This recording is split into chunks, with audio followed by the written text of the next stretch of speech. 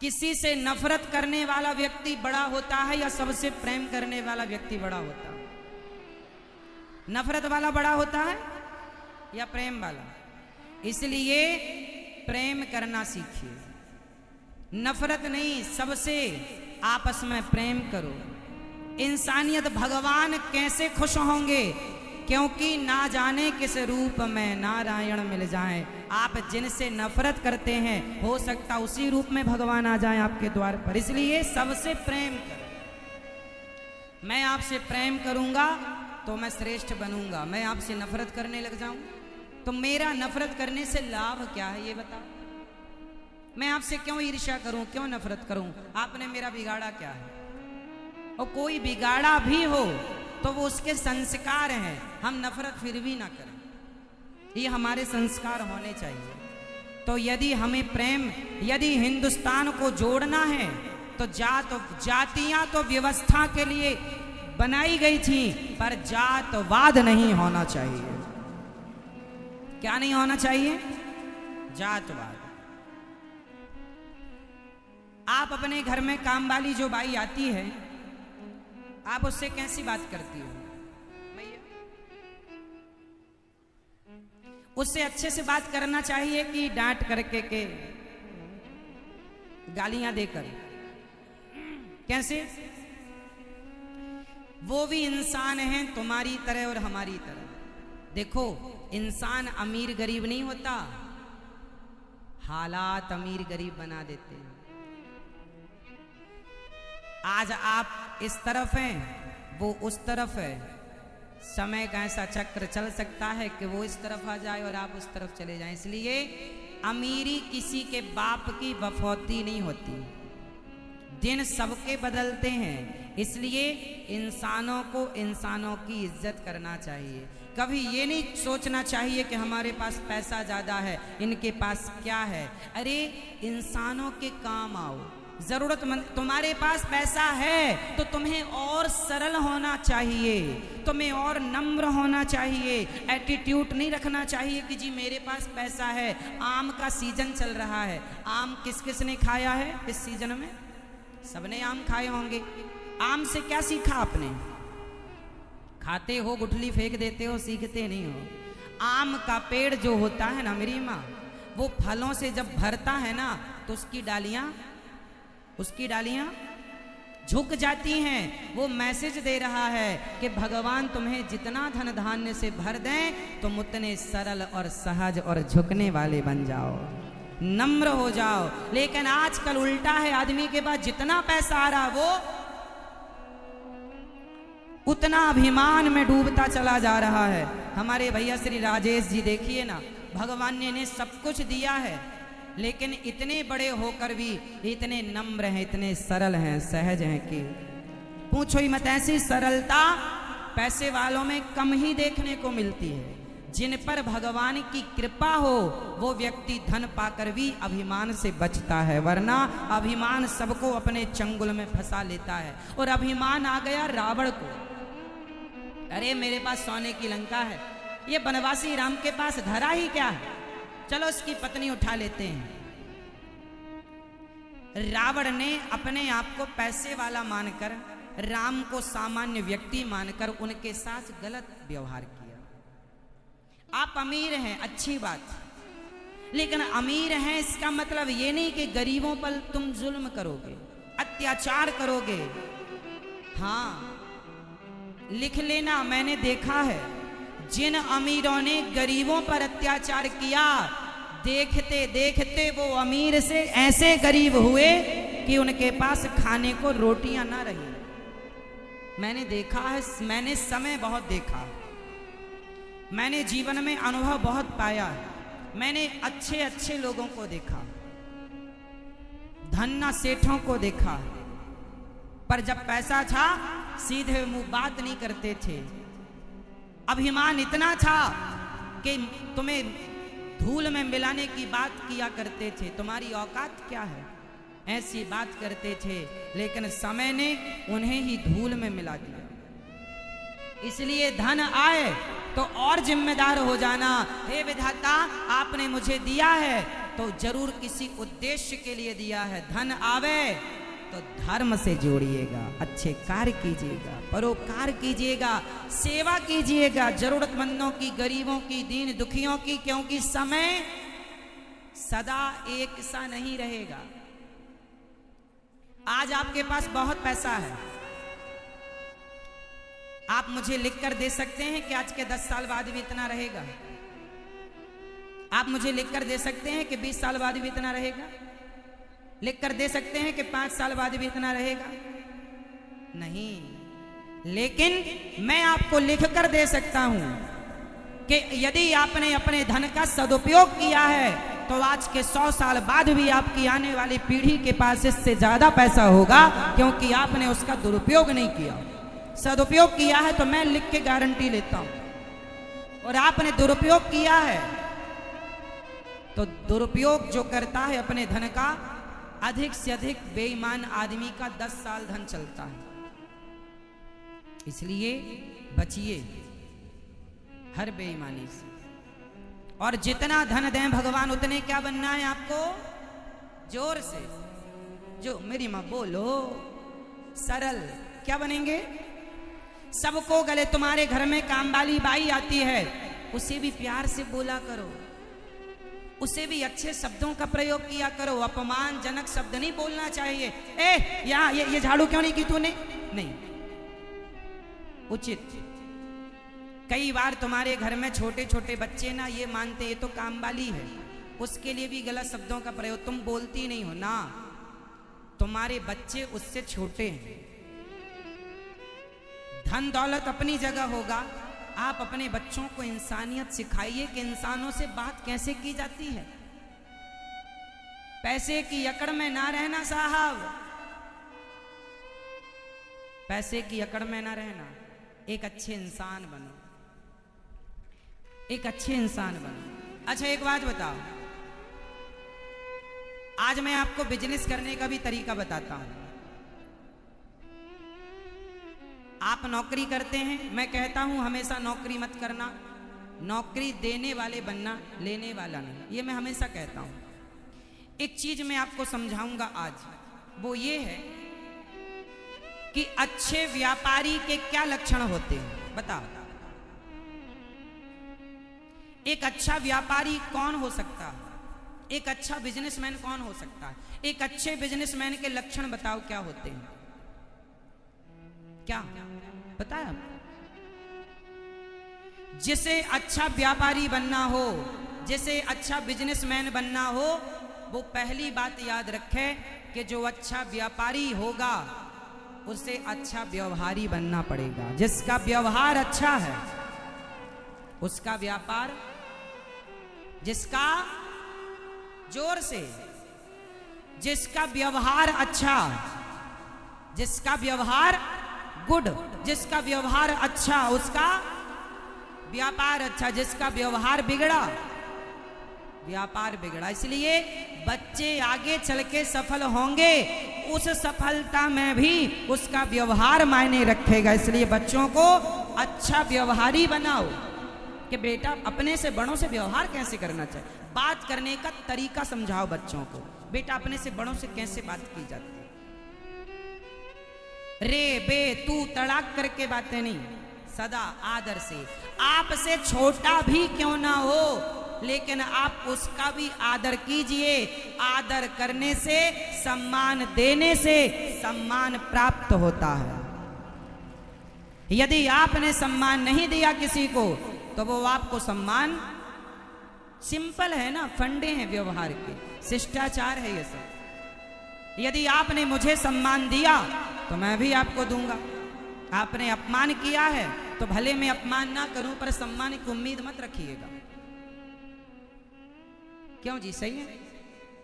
इसलिए जिसका व्यवहार अच्छा उसका व्यापार अच्छा, जिसका व्यापार अच्छा उसकी अर्थव्यवस्था अच्छी, और जिसकी अर्थव्यवस्था अच्छी तो अर्थ होगा तो धर्म भी होगा, तो धर्म भी अच्छा होगा, और धर्म अच्छा होगा तो लोक भी अच्छा और परलोक भी अच्छा। तो व्यवहार के ऊपर की बातें बताई मैंने, अब नीचे की बताता हूं। यदि व्यवहार अच्छा करना हो तो क्या करना पड़ेगा? अब आप बताओ। व्यवहार अच्छा तो व्यापार अच्छा, ये तो सुना आपने। व्यापार अच्छा तो अर्थ अच्छा, अर्थ अच्छा तो धर्म अच्छा, धर्म अच्छा तो लोक और परलोक अच्छा। अब ये बताओ कि व्यवहार अच्छा करने के लिए क्या करें? जोर से। व्यवहार अच्छा रखने के लिए क्या करना चाहिए? जोर से। हाँ, व्यवहार अच्छा रखने के लिए बच्चों को शिष्टाचार सिखाना चाहिए। बच्चों को सत्संग कराओ, शिष्टाचार का ज्ञान दो, तो शिष्टाचार होगा तो व्यवहार होगा। शिष्टाचार के लिए क्या करना पड़ेगा? घर का वातावरण। हाँ, इंद्र भी अपने मूड में आ रहे हैं अब।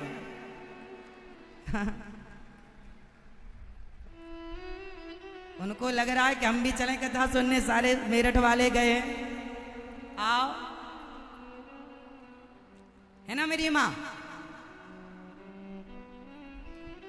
चलो, तो आज से कितने लोग अपने से बड़ों का या छोटों का सम्मान करेंगे, आदर करेंगे? बच्चों को आदर करना सिखाएंगे। क्या सिखाएंगे? आदर। और आदर सम्मान करिएगा सबका, और एक चीज मत करिएगा। क्या? अभिमान। क्या नहीं करना चाहिए? अभिमान नहीं करना चाहिए। अभिमान करेंगे तो रावण का सर्वनाश हो गया। किसके चक्कर में? मैया, ओ मेरी प्यारी मां, किसके चक्कर में सर्वनाश हुआ?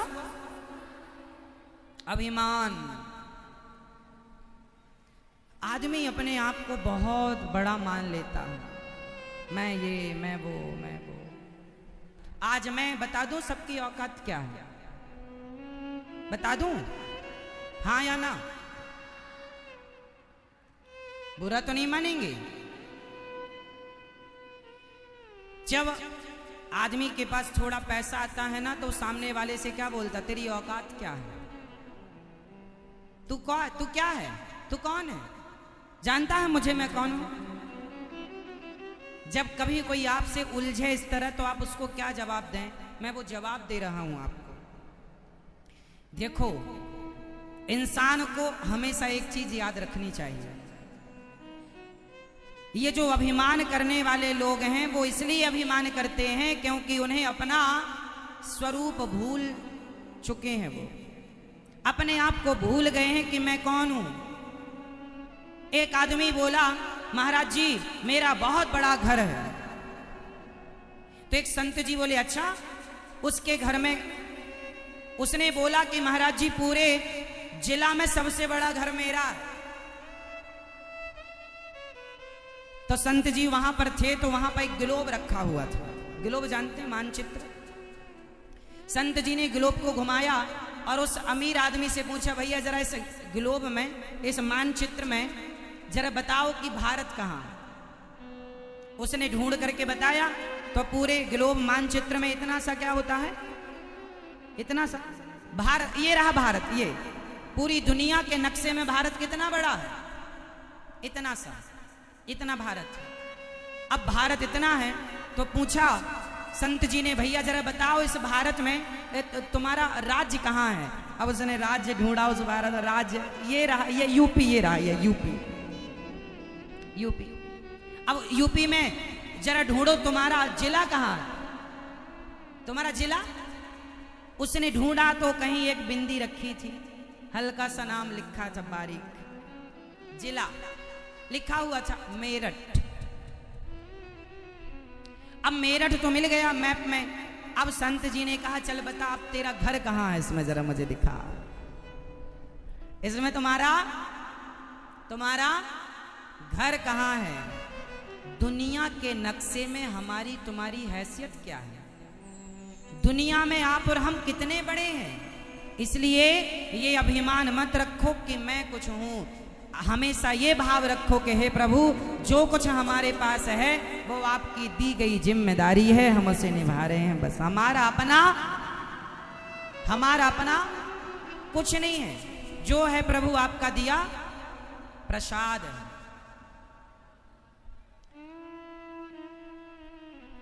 हम झूठा ही अभिमान करते रहते हैं, ये मेरा, ये मेरा, ये मेरा। एक छोटी सी कहानी फिर मैं आपको सुनाऊंगा, फिर उत्तर मांगूंगा आपसे।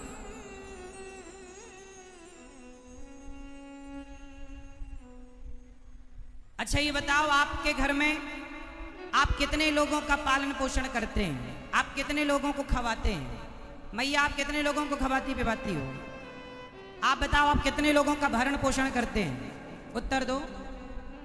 जो जितने लोगों का करते हैं उतने हाथ, उतनी उंगलियां उठाएंगे। आप कितने लोगों का भरण पोषण करते हैं? कितने लोगों के आप पालनहार हैं? उत्तर दो। आप कितने लोगों का मैया पेट भरती हो? 6 लोगों का।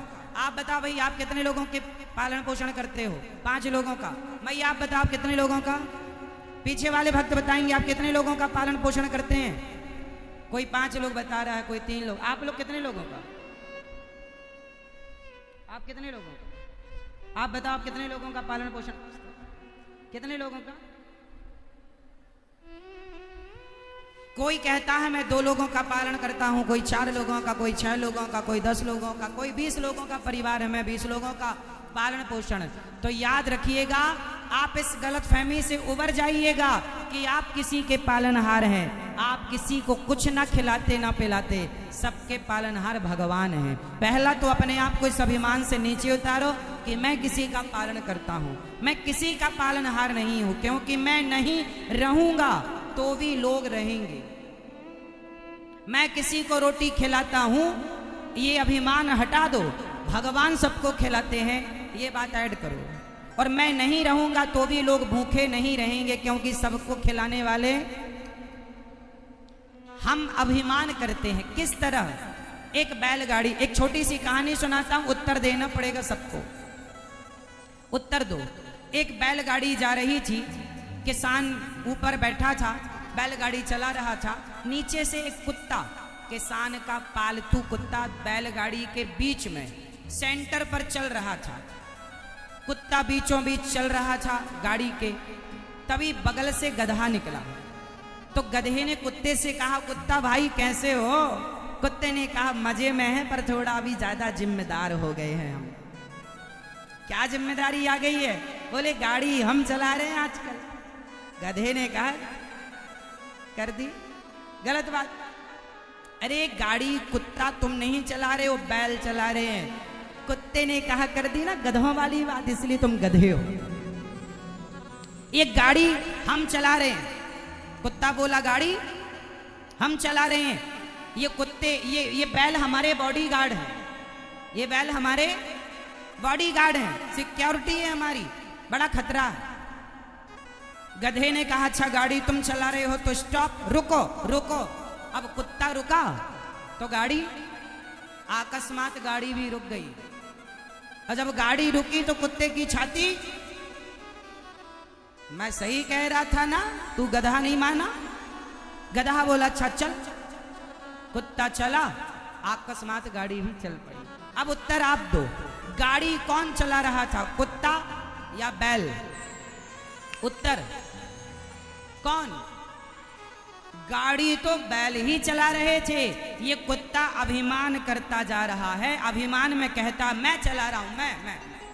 बताओ वो कुत्ता कौन?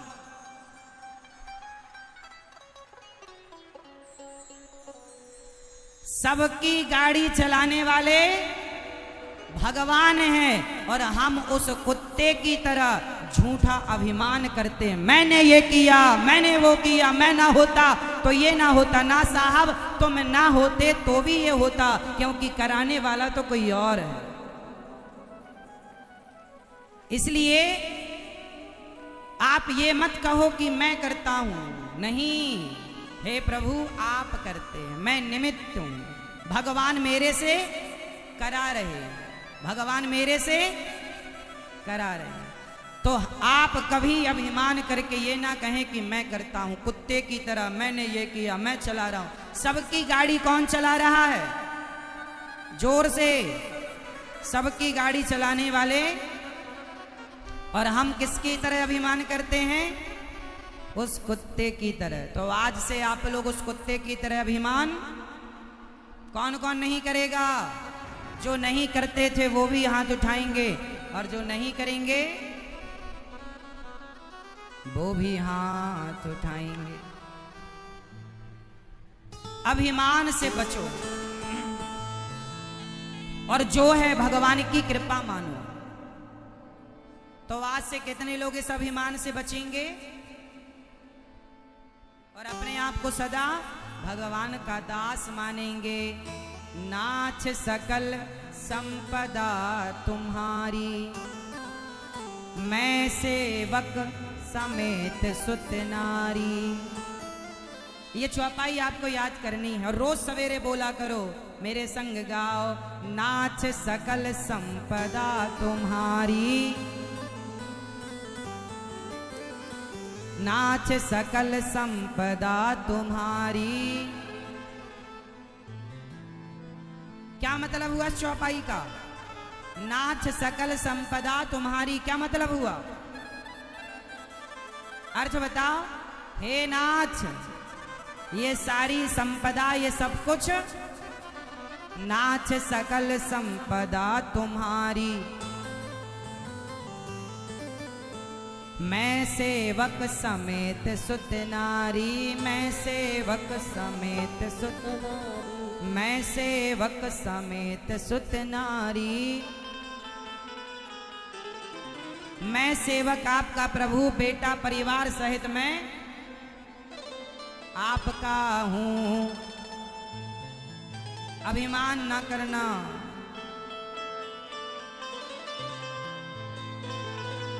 अभिमान जब आता है ना तो देखो व्यक्ति क्या क्या कर। एक अभिमान से भरा भजन में आपको सुनाता हूं। जिस भजन में अभिमान है और एक का अभिमान नष्ट होगा इस भजन में, और एक की सच्चाई आप समझेंगे, और ये सच्चाई आपकी और मेरी है। जब अभिमान आए तो अपनी एक बात याद रखिएगा, आदमी कितनी भी बड़ी गाड़ी में रहता हो, कितनी भी बड़ी गाड़ी में चलता हो, कितने भी बड़े बंगले में रहता हो, पर जब आखिरी यात्रा होगी ना तो लकड़ी की डोली पर होगी, अर्थी पर होगी, और उस अर्थी पर हमें और आपको बांध कर ले जाया जाएगा। शमशान में ले जाकर चिता पर रख दिया जाएगा, और जल जाओगे तो जलने के बाद क्या बचेगी? जोर से क्या बचेगी? राख। राख बचेगी, राख। क्या बचेगी? वो राख हूं मैं, वो राख हूं मैं। आज अनिरुद्धाचार्य है, भविष्य में ये राख बन जाएगा। आप में से कितने लोग भविष्य में राख बन जाएंगे? सब हो जाएंगे। आप बताओ, अकड़ किस बात की? अभिमान किसका? एक दिन आप पूरे के पूरे 50 रुपए के घड़े में समा जाएंगे। 50 रुपए के घड़े में आपकी राख आ जाएगी और आपको लोग ले जाएंगे। बड़ी बड़ी डींगे, बड़ी बड़ी बातें, बड़े बड़े बंगलों में रहने वाला एक दिन मुट्ठी भर राख हो जाएगा, फूंक मारने से उड़ जाएगी। अब घमंड बताओ किसका करें? हमारे पास क्या है घमंड करने जैसा? इसलिए इंसान बन करके रहो, ज्यादा उड़ो मत, ज्यादा उड़ो मत, इंसानों की तरह रहो। क्योंकि आप और हम एक दिन, कितने अभिमानी घड़े में समा गए, सब कुछ समाप्त हो गया, क्या बचा? एक चित्रकेतु नाम के एक राजा, जिन्होंने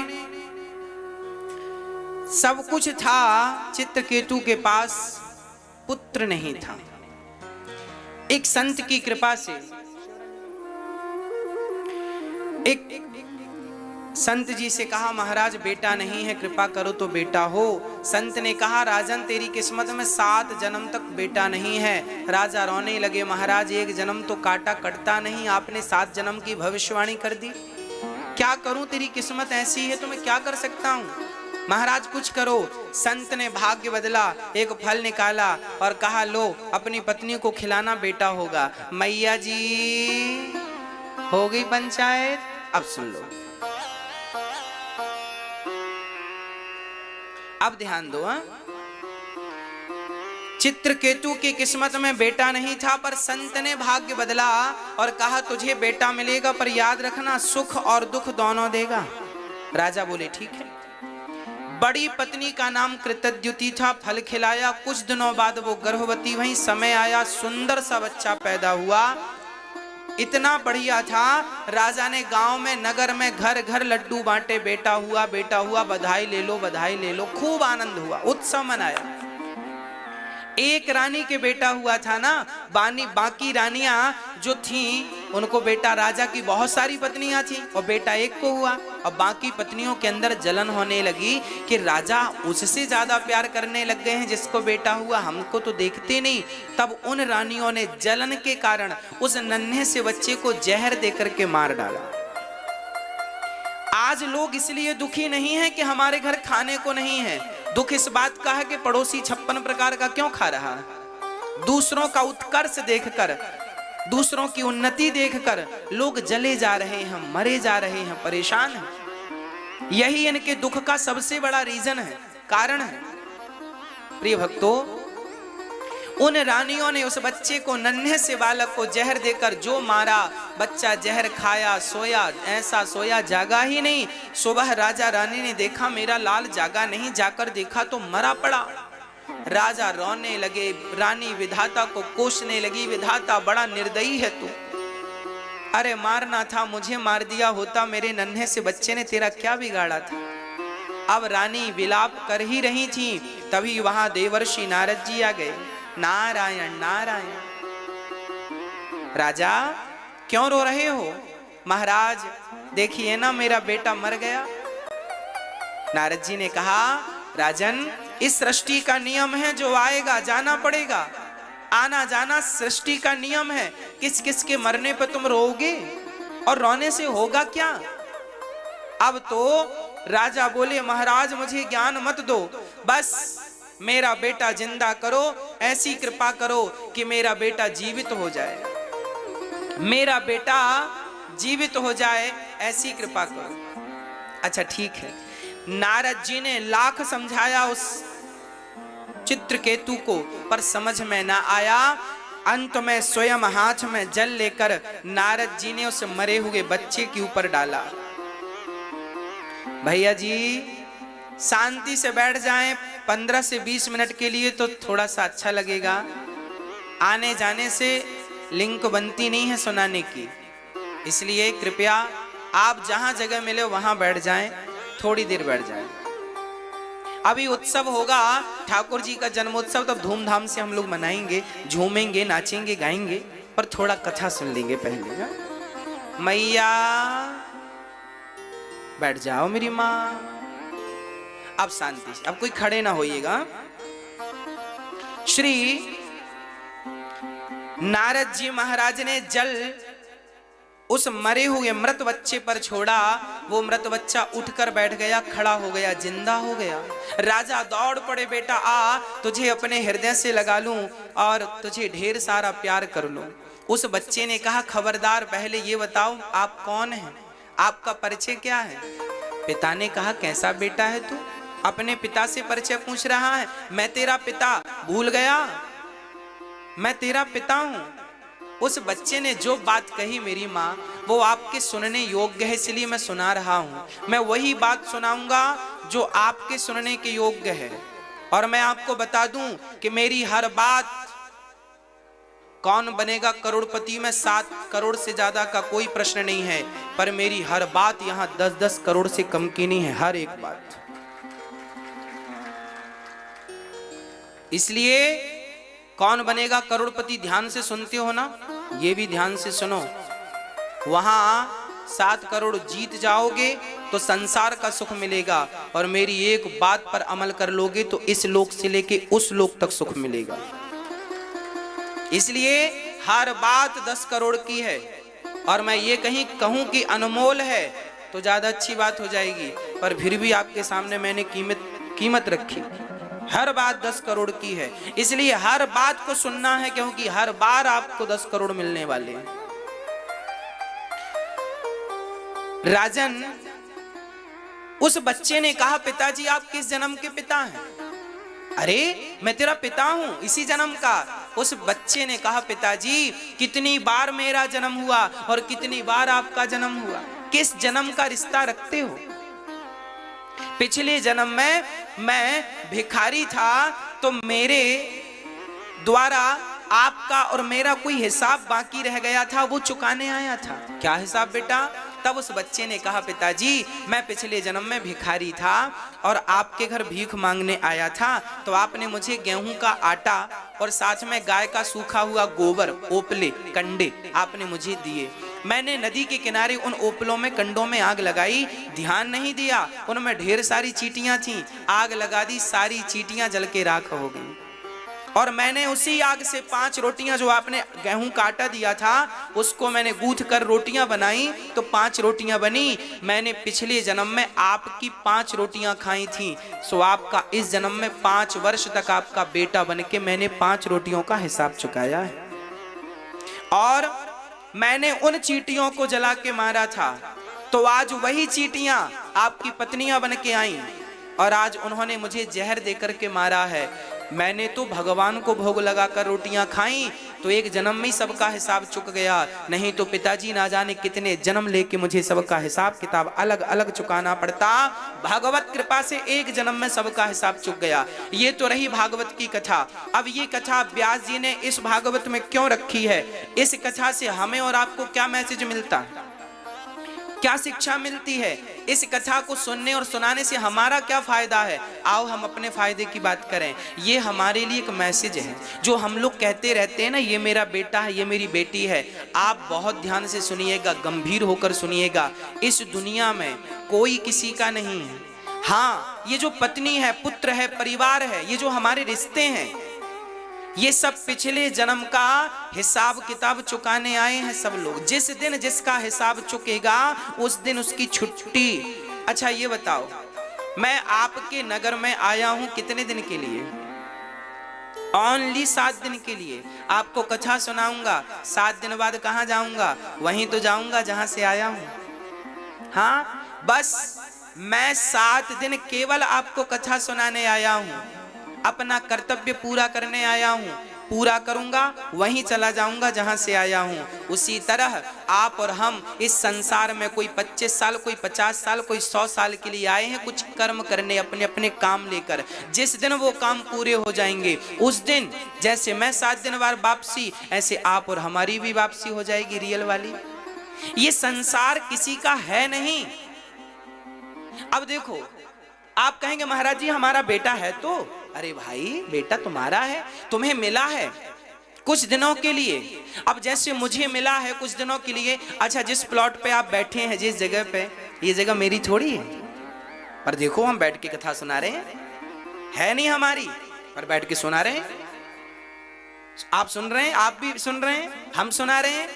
ये मंच जब हम आए थे ना, तो ये मंच हम लेकर नहीं आए, ये पांडाल, ये व्यवस्थाएं, ये सब हमें यहीं मिली हैं। और इस अनिरुद्धाचार्य को ये भी याद रखना है कि बेटा तुम्हें यहाँ जो सुविधाएं मिली हैं वो यहाँ तक ही रहेंगी, यहाँ से आगे दूसरी व्यवस्था मिलेगी।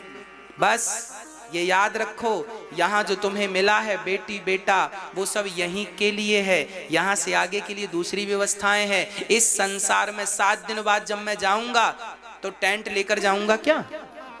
ये प्लॉट उठा के ले जाऊंगा क्या? 7 दिन बाद जब जाऊंगा तो जो यहाँ मिला था सब यहाँ का यहीं रह जाएगा। उसी प्रकार जब आप इस दुनिया से जाओगे तो तुम्हें जो जो यहाँ मिला है सब यहीं का धरा रह जाएगा। बस ये समझो कि हम सब यात्रीगण हैं।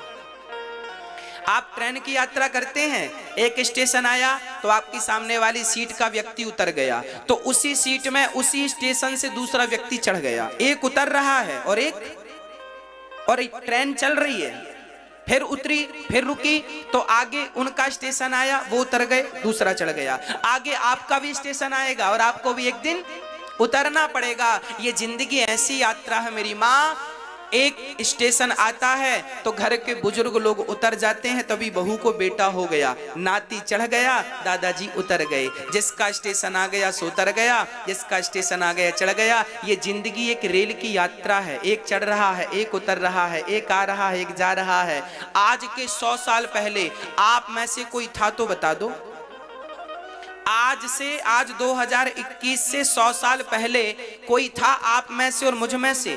था कि नहीं? हाँ या ना? कोई नहीं था। और आज के 100 साल बाद भी क्या आप में से, हम में से कोई बचेगा? ना तो 100 साल पहले हमारी सत्ता थी, ना तो 100 साल बाद हमारी सत्ता रहेगी। कहानी केवल ये बीच के 100 साल की है। और 100 साल भी क्या कहूं, 80 कहूं तो ठीक है। हाँ, ये 100 साल 80 साल में व्यक्ति ऐसा मानता है सब मेरा है, सब मेरा है, सब मेरा। अरे पागलों की तरह व्यवहार ना करो। ना तुम्हारी पत्नी है, ना तुम्हारा पुत्र है, ना तुम्हारा परिवार है। ये सब अपना ऋण चुकाने आए हैं। बेटे का हिसाब पूरा होगा, बेटा जाएगा, बेटी का पूरा होगा, बेटी जाएगी, आपका पूरा होगा, आप चले जाना। किसी के मरने पर रोने से कोई फायदा नहीं। बेटा चला गया, बेटी चली गई, पत्नी चली गई, पति चला गया। अरे आया है सो जाएगा। राजा रंग फकीर एक सिंहासन चढ़ चला, एक बंधा जंजीर। बचा कौन? नाम तो बताओ। किसकी सत्ता रह गई? किसकी हस्ती बची है? सबकी तो मिट्टी में मिल गई। और आपकी भी कितने दिन रहेगी? एक दिन दीवार में टंगे नजर आओगे, एक माला पहने हुए दक्षिण तरफ। हाँ या ना? यही सच्चाई है हम सबकी। आज हम जो बोल रहे हैं, मुस्कुरा रहे हैं, बतला रहे हैं, बड़ा अहंकार कर रहे हैं, एटीट्यूड से चल रहे हैं। हाँ बेटा, एक दिन दक्षिण दिशा की दीवार पकड़ लेना, तस्वीर और माला भी मिलेगा कि नहीं इसकी भी गारंटी नहीं। इसलिए आप ये समझो कि हम सब यात्री हैं, भगवान की प्राप्ति कर लें, भगवान की भक्ति कर लें, ज्यादा मोह में ना उलझें। सच्चाई यही है, कोई किसी का नहीं है, सब अपने कर्म दंड भोगने आए हैं। आप जब यात्रा करते हैं, यहां से आप मथुरा जाएंगे रेल में, तो आपकी बाजू वाली सीट में कोई मिल ही जाएगा। ऐसे पत्नी मिल गई, बच्चे मिल गए, आप बातचीत करो, बोलो, बताओ, ठीक है, पर आसक्त ना हो जाओ। नहीं नहीं, अब मैं तुम्हारे बिना कैसे रहूंगा। अरे पागल, पहले कैसे थे? जब पत्नी नहीं मिली थी तब भी तो जिंदा थे। अच्छा, जब आपका जन्म हुआ था तब पत्नी थी, तब बेटा था, तब भी तो आप जिंदा थे। और बाद में पत्नी मिली और बेटा मिला, और आप ऐसे आसक्त हो गए, कह रहे हैं बेटों के बिना कैसे रहेंगे, पत्नी के बिना कैसे रहेंगे, पति के बिना कैसे रहेंगे। अरे वैसे ही रहो ना जैसे इनके पहले थे। इनके पहले भी तो जिंदा थे, कौन से मर गए थे? ये मोह, यही मोह नरक ले जाता है। आप लोग कहते हैं हमारा क्या होगा, अब तो वो है नहीं। अरे भाई, पहले कैसे थे? तुम छोटे थे, 10 साल के थे, 20 साल के थे शादी के पहले, तब मौत से थे कि नहीं? वह मस्ती कहां गई आपकी? क्यों आप भटक रहे हैं संसार में? क्यों नहीं अपना कल्याण चाहते? दत्तात्रेय जी ने 24 गुरु बनाए, एक गुरु बनाया कबूतर को। एक कबूतर और एक कबूतरी एक पेड़ पर रहा करते थे। एक कबूतरी नीचे बैठी तो बहेलिये ने जाल फेंका और कबूतरी को पकड़ लिया। अब कबूतर लगा रोने, कबूतरी तो मर गई, अब तो हम क्या करेंगे जी के। तो कबूतर भी कूद गया और वो भी जाल में फंस गया। एक महात्मा जी हंसे, अरे राम राम, कबूतरी मर गई ये तो दिखा, पर खुद मर गया ये नहीं दिखा। तुम रो क्यों रहे हो? कोई जाएगा कहां? अच्छा ये बताओ, मैं आया हूं वृंदावन से तो जाऊंगा कहां? मरता कौन है भाई? अरे जो जहां से आया है, आप लोग कथा सुनने अभी आए हैं, कोई लुधियाना से आया, कोई भटिंडा से आया, कोई बरनाला से आया, कोई कहीं से आया। आप ये बताओ, आप सभी लोग कथा सुन के जाओगे कहां? कहां जाओगे? वहीं तो जाओगे ना जहां से आए हो, कि किसी और के घर में घुस जाओगे? नहीं, आप वहीं जाओगे जहां से आए हो। तो आपका बेटा गया कहां? कहते हो मर गया ना, बेटा मरा नहीं है, बेटी मरी नहीं है, पति मरा नहीं है, पत्नी मरी नहीं है, ये कोई मरता नहीं है। फिर कहां गया? बोले जहां से आया था वहीं चला गया। और आज वो गया है, कल आप भी तैयारी में रहना, कल हमारा भी तो नंबर आएगा। इसलिए किसी के मरने में शोक करने से अच्छा है अपना मरण सुधारो। वो तो गया, आप अपना देखो और ये मोह में ना उलझो। यही मोह नरक का जाल है, यही बांधकर नरक के द्वार में फेंकता है। इसलिए इस मोह से बचो। उस बच्चे ने ज्ञान दिया, पिताजी मेरे पिछले जन्म का कोई ऋण था, इस जन्म में चुकाने आया हूं, चुक गया गया। वो बच्चा चला गया। अब तो आंख खुल गई और वही चित्रकेतु इस जन्म में वृत्तासुर बना और इंद्र के हाथों मारा गया। एक बार भगवान प्रहलाद जी के लिए खंबा चीर के प्रकट हो गए। भक्तों, आप ये कथा टीवी के साथ साथ अपने मोबाइल पर यूट्यूब पर भी देख रहे हैं। आप अपने मोबाइल पर अनिरुद्धाचार्य जी यूट्यूब पर डालिए, ये कथा आपको आगे यूट्यूब पर सुनने को मिलेगी। और आप चैनल को सब्सक्राइब जरूर करें। आप सभी के प्यार से 20 लाख लोगों का परिवार होने वाला है यूट्यूब पर। सब्सक्राइबर्स होने वाले 20 लाख, 19.5 लाख पार कर चुके हैं। 19.5 लाख लोग यूट्यूब पर कथा सुनते हैं प्यार से। इतना बड़ा परिवार है गौरी गोपाल परिवार, ये दास अनिरुद्ध का परिवार इतना बड़ा है।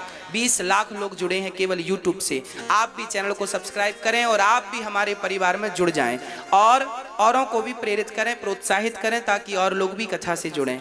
अब एक बार भगवान प्रहलाद जैसे भक्त के लिए आ गए। एक हिरण्यकश्यपु नाम का दुष्ट था, अपने बच्चे को बहुत सताता था। क्यों सताता था? केवल इसलिए कि वो भगवान का नाम जपता था, नारायण नारायण जपता रहता था। तो प्रहलाद जी के पिता ने कहा कि इसे फेंक दो पहाड़ से। पहाड़ से ले जाकर फेंका तो स्वयं भगवान का नाम प्रहलाद जी विश्वास से जपते रहे। अच्छा, प्रहलाद जी से एक चीज सीखनी चाहिए कि कितनी भी जीवन में विडंबना आवे, विषम परिस्थिति आवे, पर अपने भगवान पर विश्वास बनाए रखिएगा। यदि विश्वास डगमगाया तो नुकसान होगा, और यदि विश्वास नहीं चूका, विश्वास नहीं डिगा, तो आपका बाल भी बांका नहीं होगा। प्रहलाद जी को पहाड़ से फेंका हिरण्यकश्यपु ने, पर विश्वास था कि भगवान बचाने वाले हैं और पिताजी मारने वाले हैं। देखता हूं कि आज जीत भगवान की होती है कि पिताजी की होती है। तो जीत भगवान की हुई। भगवान ने प्रकट होकर प्रहलाद को गोद में धारण कर लिया और नीचे उतार दिया। प्रहलाद को बचा हुआ देखकर हिरण्यकश्यपु दंग रह गया। इसे मैंने पहाड़ से फेंका या फिर? तब होलिका नाम की बहन थी हिरण्यकश्यपु की सगी, उसे ब्रह्मा जी ने वरदान दिया था तुम्हें आग जलाएगी नहीं, तो वो होलिका गोद में लेकर बैठ गई। अच्छा, वरदान इसलिए मिला था कि कोई जल रहा हो तो तुम उसे पकड़कर निकाल लो, मदद करने के लिए दिया था वरदान, पर वो तो दुरुपयोग करने लग गई। अब ले लेके बैठने लग गई गोद में। अब भगवान ने कहा वरदान का दुरुपयोग करोगी तो वही वरदान तुम्हें जलाकर भस्म करेगा, और वही वरदान होलिका जलकर राख हो गई। प्रहलाद का बाल भी बांका नहीं हुआ। देखिए भक्ति की शक्ति। जब आपका विश्वास अपने इष्ट में इतना प्रबल होता है तो आग भी आपका बाल भी बांका नहीं कर सकती, आग भी शीतल हो जाती है उन भक्तों के लिए जो भगवान की शरणागति ग्रहण कर लेते हैं। प्रभु मैं आपका और आप मेरे, मैं तीसरे को जानता ही नहीं। तब हिरण्यकश्यपु ने पढ़ने के लिए भेज दिया, जाओ संडा मर्क के यहाँ पढ़ने भेजा। और जब प्रहलाद जी पढ़कर आए तो हिरण्यकश्यपु ने पूछा तुमने कौन सी विद्या पढ़ी? तब प्रहलाद जी ने नवधा भक्ति सुना दी।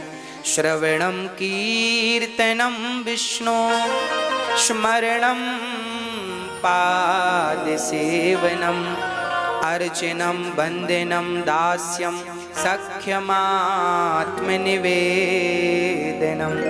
पहली भक्ति है श्रवणम। भक्ति कितने प्रकार की होती हैं भैया जी? भक्ति कितने प्रकार की होती हैं? बताओ भक्ति कितने प्रकार की होती हैं? आप बताइए कितने प्रकार की होती हैं? अरे हमें तो लगा आपको पता होगा। भैया आप बताओ। हाँ, हमारी माताएं सब जानती हैं। भक्ति होती है 9 प्रकार की। कौन कौन सी? पहली भक्ति है श्रवणम, कथा सुनना। आप क्या कर रहे हैं? पहली भक्ति कर रहे हैं। दूसरी भक्ति है कीर्तनम, कीर्तन किया करो अपने घर में आधा घंटा रोज। सीताराम सीताराम सीताराम, राधे श्याम श्रीमन नारायण, हरे कृष्ण। कोई एक कीर्तन पकड़ लो और रोज कीर्तन करना चाहिए। एक मैया बोली गुरुजी हमें कोई ऐसा मंत्र बताओ कि हमारा दुख दूर हो जाए। तो हमने कहा जाओ राधे श्याम। बोला नहीं महाराज जी कुछ और बताओ। हमने कहा कुएं में कूद जाओ, सबसे बढ़िया सारे दुखों से मुक्ति। अरे महाराज जी कुआं में कूदा रहे हो। हमने कहा, जब हमने कहा राधे श्याम जपा करो तो तुम तो विश्वास नहीं किया तुमने। और मंत्र बताओ। अरे राधे श्याम से भी बड़ा कोई मंत्र है? सीताराम से भी बड़ा कोई मंत्र है? श्रीमन नारायण से भी बड़ा कोई मंत्र है? अरे विश्वास करोगे तब तो ये मंत्र कारगर सिद्ध होगा। राम नाम में क्या करना पड़ेगा? बोलो, राम नाम में क्या करना पड़ेगा? विश्वास। यदि विश्वास है तो ये नाम सफल होगा, यदि विश्वास नहीं है तो इस नाम का कोई मूल्य नहीं। चलो मैं आपको विश्वास पर एक बात सुनाता हूं। एक गुरुजी से चेले ने कहा कि गुरुजी ये राम नाम जपने से क्या होगा, इसका क्या मूल्य है, राम नाम का क्या मूल्य है, कृष्ण नाम का क्या मूल्य है? तब गुरुजी ने कहा जा। गुरुजी ने एक पत्थर दिया चेले को, कहा जा इसकी बाजार में कीमत पूछ के आ, बेचना मत, बस पूछना कि इसकी मार्केट में कीमत क्या है। हाँ, अब ध्यान से सुनिएगा, बैठ जाइए शांति से। अभी थोड़ी ही देर में हम जन्मोत्सव का दर्शन करेंगे। आपको जल्दी तो नहीं है? हाँ, अच्छा ठीक है, फिर ठीक है। आपको जल्दी नहीं है तो फिर हमें भी जल्दी नहीं है। अच्छा सुनिए, एक गुरुजी ने चेले को एक पत्थर दिया और कहा जाओ इस पत्थर की कीमत पूछ के आओ, मार्केट में क्या होगी। तो चेला गया और सब्जी वाली की दुकान में पूछा, भैया सब्जी वाले ये इसकी क्या कीमत दोगे, इसका मूल्य क्या दोगे हमें? सब्जी वाले ने कहा पागल, पत्थर उठा के ले आया, पत्थर का भी कोई मूल्य होता है? चल हम तुझे आधा किलो टमाटर दे देंगे, हमारे तौलने के काम आएगा पत्थर, यदि तुझे चाहिए। सब्जी वाले ने उसकी कीमत लगाई आधा किलो टमाटर, ठीक है। अब वो वहां से उठा तो वो पत्थर लेके गया एक स्टील वाले की दुकान में, भाई इसकी क्या कीमत दोगे? स्टील वाला बोला भाई ये तो पत्थर है, इसकी क्या कीमत है, पर तुम्हें जरूरत है तो मैं आधा किलो स्टील दे दूंगा, ले जाओ। अरे आधा किलो स्टील नहीं, हमें बेचना नहीं है। वहां एक वैश्या थी, उस वैश्या के पास गया चेला, देखो देवी इसकी कीमत क्या होगी? वैश्या ने कहा इसकी कीमत हम क्या जाने, इसकी कीमत तो कोई जौहरी बताएगा, हम तो इसकी कीमत जानती ही नहीं, हमारा ये काम ही नहीं है, हमारा तो काम ही अलग है। वो वहां से गया, सारी बाजार में सबसे पूछा, आखिरी में एक बढ़िया जौहरी के पास गया और कहा भैया ये बताओ इसकी कीमत क्या होगी। जौहरी ने बहुत चश्मा लगा लगा के देखा, यहां वहां घुमा फिरा के देखा, उसने कहा भैया इसकी कोई कीमत ही नहीं, इस पूरी दुनिया में इसकी कीमत आंकने वाला कोई पैदा नहीं हुआ, ये अनमोल रत्न है। तुम्हारे पास कहां से आया? बोले हमारे गुरुजी ने दिया। जरूर किसी राजा ने गुरुजी को सम्मान में दिया होगा। ये वेश कीमती वो मणि है, वो रत्न है जिसकी किसी के पास कोई कीमत ही नहीं, ये अनमोल है। वो चेला दौड़ा दौड़ा गुरुजी के पास गया, गुरुजी ये तो अनमोल है। तब गुरुजी ने कहा बेटा ये वस्तु अनमोल है, क्या बाजार में सब लोगों ने अनमोल कहा? बोले ना, सब्जी वाले ने तो कहा आधा किलो टमाटर, स्टील वाले ने तो कहा आधा किलो स्टील, वैश्या ने कहा ये तो हम फ्री में नहीं लेंगे।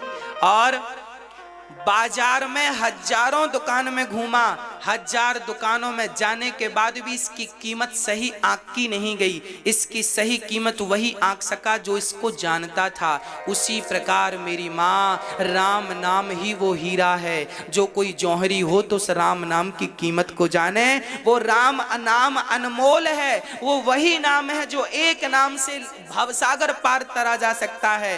पर जब कोई जौहरी हो उस राम नाम का तब तो कीमत आंके, तब कोई जौहरी ही नहीं है तो किसके सामने हम राम नाम कहें? राम नाम को भी समझने के लिए तो जौहरी चाहिए। राम क्या है, गुरु गोविंद साहब कौन है, ये कौन जानेगा? सब जानेंगे क्या गुरु गोविंद साहब कौन है? रामदास जी कौन है? सब जानेंगे क्या? तुलसीदास जी कौन है? सब जानेंगे क्या? कबीरदास जी कौन है? सब जानेंगे क्या? मीराबाई कौन है? सब जानेंगे क्या? ये तो वही लोग जानेंगे ना जो भक्ति जानते हैं। हाँ, अच्छी शराब कौन सी होती है ये मैं क्या जानूं, ये तो कोई शराबी ही जानेगा। बढ़िया वाली शराब कौन सी होती है, बढ़िया वाला गांजा कौन सा होता है ये मैं क्या जानूं, कोई गंजेड़ी जानेगा। बढ़िया वाली चरस क्या होती है ये मैं क्या जानूं, कोई चरसी जानेगा। भाई जिसका जो फील्ड है वो उस चीज को बारीकी से जानता है, उसकी क्वालिटी को जानता है, उसके हानि और लाभ को जानता है। उसी प्रकार किसी भक्त से जाकर कहो कि राम नाम की कीमत क्या है, वो कह देगा अनमोल है ये। और जो नहीं जानते वो तो मोल लगाते फिरते हैं कि ये इतना और ये इतना है, इतना नाम जपो, इतना नाम जप लो, इतना हो जाएगा। अरे एक नाम जपने से तुम्हारा कल्याण हो जाएगा, पर वो नाम विश्वास के साथ जपा जाए। मंत्र जाप मम दृढ़ विश्वास। राम नाम कृष्ण नाम अनमोल ये हीरा है। राम नाम मणि दीप धरूं, इन्हें मणि कहा है गोस्वामी तुलसीदास जी ने। जी है देहरी द्वार तुलसी भीतर बाहिरो, जो चाहत उजियार। क्या कहें, अब तो श्री राम नाम की कीमत कहते कहते अब प्रहलाद जी कहते हैं दूसरी भक्ति कीर्तन है, इसलिए कीर्तन किया करो। स्मरणम तीसरी भक्ति, पाद सेवनम पांव दबाना चौथी भक्ति है। आप जरूर पांव दबाया करो अपने पति के, अपने माता और पिता के। आप लोग अपने माता पिता के पांव दबाते हैं कि नहीं? हाँ या ना? नहीं दबाते।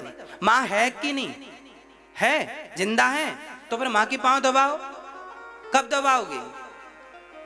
अरे माँ के पांव दबाओ। माँ के पांव में भगवान बैठे हैं, भगवान मंदिरों में नहीं है। भगवान तो माँ के चरणों में होते हैं। ये भगवान ही तो थे जो माँ की आज्ञा मानकर 14 साल वनवास गए। जब माँ की आज्ञा को भगवान ने नहीं टाली तो हम कौन होते हैं उस परमात्मा की माँ की आज्ञा को टालने वाले? भगवान को भी यदि धरती पे आना पड़ा तो माँ की आज्ञा का पालन करना पड़ा। आज्ञा का पालन नहीं करते तो वो भगवान ना कहलाते। हाँ या ना? हाँ, राम की 3 माएं थी, तीनों के पांव दबाते थे। पढ़िए रामचरितमानस में लिखा है, प्रातः काल उठ के रघुनाथा, आगे आप बोलो, मात पिता गुरु ना वही माथा। सवेरे उठ के राम जी अपनी माँ के, पिता के, गुरुजनों के प्रणाम करते थे और सोने के पहले माता के, पिता के चरण दबाते थे राम जी।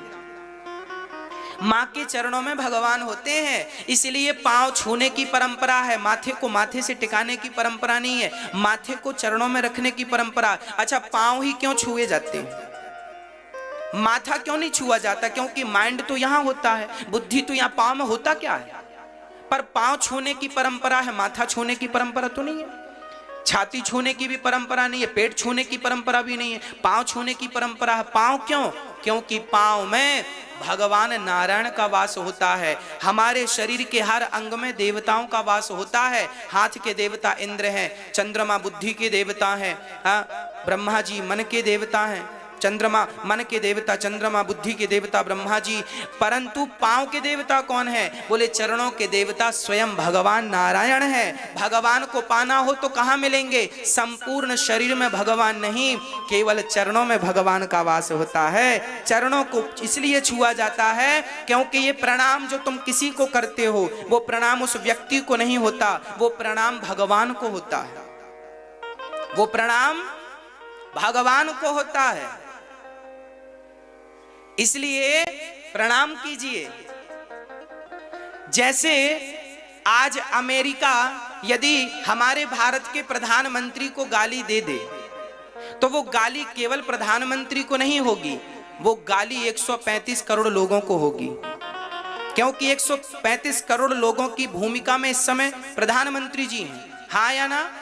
यदि प्रधानमंत्री का किसी देश ने अपमान कर दिया तो वो अपमान प्रधानमंत्री का नहीं माना जाएगा, वो तो संपूर्ण भारत वर्ष का अपमान माना जाएगा। उसी प्रकार जब आप किसी को बेइज्जत करते हैं, बेइज्जती करते हैं, तो वो बेइज्जती उस व्यक्ति की नहीं करते, बल्कि उस व्यक्ति को बनाने वाले परमात्मा की आप बेइज्जती करते हैं। और जब आप किसी का सम्मान करते हैं तो उस व्यक्ति का सम्मान, जब हमारे देश के प्रधानमंत्री का सम्मान किसी और देश में होता है तो वो सम्मान प्रधानमंत्री का नहीं है, वो सम्मान हमारे संपूर्ण भारत का होता है। उसी प्रकार जब आप किसी व्यक्ति का सम्मान करते हैं, अपनी माँ का, पिता का, पति का, अतिथि का, किसी जरूरतमंद का सम्मान करते हैं, तो वो सम्मान साक्षात परमात्मा का सम्मान माना जाता है। वह ईश्वर है, ईश्वर की सृष्टि है वो। इसलिए परमात्मा मानकर सेवा कीजिएगा सबकी। हाँ, सेवा, पांव दबाना सेवा है। लक्ष्मी जी सदा नारायण के पांव दबाती हैं। जिस घर की स्त्री सदा अपने पति के चरण दबाती है, उस घर में कभी लक्ष्मी की कमी नहीं होती। इसलिए सदा पत्नियों को पति के पांव दबाना चाहिए, सदा पुत्रों को अपने माता पिता के पांव दबाना चाहिए और पांव दबाकर ही सोना चाहिए, बढ़िया नींद आएगी। कहते हैं भगवान का आशीर्वाद टाला जा सकता है, पर माँ की दुआ नहीं टाली जा सकती। माँ की दुआ कभी खाली नहीं जाती, ये बात भगवान से टाली नहीं जाती। और बर्तन मांज कर 4 बच्चों का पेट भर देती है माँ, उन 4 बच्चों से एक बूढ़ी माँ पाली नहीं जाती। यही तो दुर्भाग्य है, 4 बच्चों से एक माँ नहीं पाली जाती। इसलिए तो दास अनिरुद्ध को माँ की सेवा के लिए आगे आना पड़ा। इसलिए कहता हूं, अपनी माँ को पहचानिए। कल को माँ मर जाएगी तो रोगे कि माँ मर गई, माँ मर गई, माँ मर गई, और फिर बाद में तस्वीर ढूंढते फिरोगे और दिया जलाते फिरोगे। अरे जिंदा है तो हंसा लो ना उसे, सेवा कर लो ना उसे। मरने के बाद तो जमाना आरती उतारता है भाई, फॉर्मेलिटियां ना किया करो रिश्तों में। आज ना सारी लोग फॉर्मेलिटी में निर्भर हैं, सब मरने के बाद ही रोने पहुंचते हैं, जिंदा में कोई सहारा देने नहीं जाता। मर जाए आदमी तो शॉल चादर सब उड़ाते हैं, जिंदा है तो एक रुमाल भी जरूरत पड़ने पे नहीं देते, एक नन्हा सा कपड़ा नहीं देते, और मर जाने पे शॉल चादर सब उड़ाते। क्या कहें भाई, ये रिश्ते फॉर्मेलिटी ना बने, नहीं तो दुर्गति हो जाएगी। हाँ, 5वीं भक्ति है भगवान का नाम जपना, 6वीं भक्ति है सरल हो जाना, 7वीं भक्ति है सब में भगवान का दर्शन करना, 8वीं भक्ति है संतोष करना, और 9वीं भक्ति है भगवान के चरणों में आत्मसमर्पण कर देना। प्रभु मैं तेरा हूं, तू मेरा है। जब अपराधी पुलिस के सामने आता है, हमारे देश की मिलिट्री के सामने आता है, जवान के सामने आता है आतंकवादी, तो क्या कहता है आतंकवादी? हमारा जवान कहता हाथ खड़े करके आ जाओ, तो आतंकवादी सरेंडर कैसे करता है? ऐसे हाथ खड़े करके कैसे करता? हाँ, गोली मत चलाना, हमारे हाथ उठा के आता। जैसे एक अपराधी हाथ उठाकर सरेंडर करता है, आप भी दोनों हाथ उठाकर भगवान के सामने सरेंडर कर दीजिए। प्रभु मैं आपकी शरण में आ रहा हूँ, आपका हो रहा हूँ, अब मुझे और किसी की शरण में जाना ना पड़े, और किसी की शरण में ना जाना पड़े, किसी के सामने ये हाथ ना फैलाने पड़े। एक बार ये हाथ भगवान के सामने फैला दो, और इस प्रार्थना से फैलाना कि प्रभु आपके बाद अब ये हाथ किसी के सामने फैलाने की जरूरत ना पड़े। समर्पण कर दो, प्रभु मैं तेरा हूं, तू मेरा, बस इतना ही तो कहना है, बात खत्म हो जाएगी। जिस दिन आप समर्पण कर देंगे, सारा समस्या, सारा झगड़ा खत्म हो जाएगा। पर हम कह ही नहीं पाते कि प्रभु मैं आपका हूं। प्रहलाद को उठाकर पटक दिया हिरण्यकश्यपु ने, बोल कहां है तेरा भगवान? प्रहलाद जी ने कहा इस खंबे पे भी है, यहां भी है। खंबे पर है? हाँ। एक प्रहार किया, खंबा चकनाचूर हो गया और नरसिंह भगवान प्रकट हो गए। नरसिंह भगवान ने पकड़ लिया हिरण्यकश्यपु को। कौन हो आप? नरसिंह भगवान से पूछा। नरसिंह भगवान बोले मैं तेरी मृत्यु हूं। अच्छा। हिरण्यकश्यपु बोला मैं ना दिन को मरूंगा ना रात के मरूंगा। भगवान बोले ना ये दिन है ना रात है, संध्या की बेला यही समय था, अब तो मरेगा। बोले ना इंसान से मरूंगा ना शैतान से ना जानवर से। भगवान बोले ना मैं शैतान हूं ना जानवर हूं ना इंसान हूं, आधा तो नर है आधा तो सिंह है, नरसिंह हूं। ऐसा मेरे जैसा कहीं देखा है? तेरे लिए विशेष डेवलप किया है, अब तो मरेगा। बोले अभी भी नहीं मरूंगा। बोले ना अंदर मरूं ना बाहर मरूं। भगवान बोले मैं देहरी पर बैठा हूं द्वार पर, अब तो मरेगा ना, ये अंदर है ना मध्य। बोले अभी भी नहीं मरूंगा, ना अस्त्र से मरूं ना शस्त्र से मरूं ना जड़ से मरूं ना। देखिए कितना चतुर है ये हिरण्यकश्यपु। कहता है ना अस्त्र से मरूं ना शस्त्र से ना जड़ से ना चेतन से। जड़ अर्थात बाण धनुष ये सब जड़ वस्तुएं हैं, और चेतन सुदर्शन ब्रह्मा थी, पांव में बेड़ियां थीं और पहरेदार जाग रहे थे और चारों तरफ सिक्योरिटी टाइट थी। कंस के इतनी सिक्योरिटी थी कि जेल के भीतर एक पक्षी भी प्रवेश नहीं कर सकता। उस जेल से वसुदेव जी भगवान को लेकर चले गए, किसी को पता भी नहीं चला। अच्छा, वसुदेव जी के हाथ में हथकड़ियां थी, वो कैसे खुली?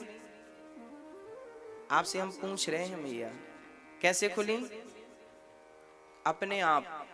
जेल के ताले कैसे खुले? अपने आप ना तो हथकड़ियां अपने आप खुली, ना तो जेल के ताले अपने आप खुले। फिर कैसे खुले? बोले, सारे बंधन की चाबी है कौन? बोलो, सारे बंधन की चाबी कौन है? भगवान श्री कृष्ण। भगवान सभी बंधनों की क्या है? चाबी। वो किसी के हाथ लग जाए, कृष्ण रूपी चाबी किसी के हाथ लग गई तो दुनिया का कोई भी ताला ऐसा नहीं है जो कृष्ण खोल ना दे। वसुदेव जी ने कृष्ण को लिया। जैसे ही उन्होंने भगवान को अपनी गोद में लिया, अपने आप जेल के ताले खुल गए, हथकड़ियां खुल गईं, बेड़ियां कट गईं। अरे भगवान को लेकर कोई चले तो सही, भगवान को हृदय में धारण करे तो सही। कोई भगवान को लेकर यदि चलेगा तो निश्चित ये मान के चलिएगा कि संसार के हर बंधन से वो मुक्त हो जाएगा। आप और हम भी यदि बंधन से मुक्त होना चाहते हैं तो केवल भगवान को लेकर चलने की आदत बना लें। अभी हम संसार को लेकर चलते हैं, अभी हम ज्यादा चिंतन किसका करते हैं? विषयों का, संसार का, परिवार का। हम चिंतन ही तो नहीं बना पा रहे हैं भगवान का। और बनाना क्या है? आपको अपने घर का कोई काम रोकना नहीं है, आपको अपने घर के सारे काम करते हुए चिंतन भगवान का करना है। ये आदत बनाना है, ये अभ्यास से आएगा, ये लाना है। ये ले आए तो जीत आपकी है, वरना हार जाओगे। हाँ, भगवान श्री कृष्ण को लेकर चले, सारे बंधन से मुक्त हो गए। हम और आप भी उस दिन बंधन से मुक्त हो जाएंगे जिस दिन हम भगवान को धारण कर लेंगे, हृदय में बसा लेंगे। भगवान को यहां बिठाइए। अच्छा, भगवान को दिल में बिठाना चाहिए। आंख कितनी है आपके पास? 2। कान कितने हैं? 2। हाथ कितने हैं? 2। पांव कितने हैं? दिल कितने हैं? दिल कितने हैं? अब समस्या तो ये है कि जो 2-2 हैं वो बांट दिए, पर एक जो है उसे कैसे बांटें? अच्छा, कभी आपने विचार किया कि विधाता ने आपकी आंखें 2 ही क्यों दी हैं? कभी आपने विचार किया कि भगवान ने आपकी आंखें 2 क्यों दी? कान 2 क्यों दिए? हाथ 2 क्यों दिए? आंख एक ही दे दिए होते, सेंटर में दिखता रहता। कान एक ही दे दिए होते, 2 कान की जरूरत क्या थी? कारण है, विधाता ने 2 आंखें इसलिए दी हैं कि देखो, एक आंख से तुम सदा संसार को देखना, अपनी पत्नी को, पुत्र को, माता को, पिता को, परिवार को, व्यापार को, रिश्तेदारी को। एक आंख से संसार को देखना, पर दूसरी आंख सदा बिहारी जी के चरणों में लगी रहे, इसलिए विधाता ने 2 आंखों से नवाजा है। कान 2 क्यों दिए मैया जी? ओ मेरी माँ, कान 2 क्यों? एक कान से जगत को देखिएगा, एक कान से जगत की सुनिएगा। पत्नी की सुनो, पिता की सुनो, पुत्र की सुनो, परिवार की सुनो, ग्राहकों की सुनो, अपने काम की सुनो, पर दूसरा कान सदा भगवान की कथा के लिए रिजर्व रहे, इसलिए विधाता ने 2 कान दिए। 2 कान। अच्छा, 2 हाथ क्यों दिए? एक हाथ से सदा अपनी माँ को पकड़ो, पत्नी के और पुत्र को पकड़ो, परिवार की जिम्मेदारियों को निभाओ, पुत्रों को खड़ा करो उनके पांव में। जो जिम्मेदारियां हैं, फैक्ट्री है, दुकान है, किसानी है, जो है, एक हाथ संसार के काम के लिए रहे और दूसरा हाथ सदा दान और पुण्य के लिए ये हाथ बढ़ता रहे। इसलिए विधाता ने दो हाथ दिए।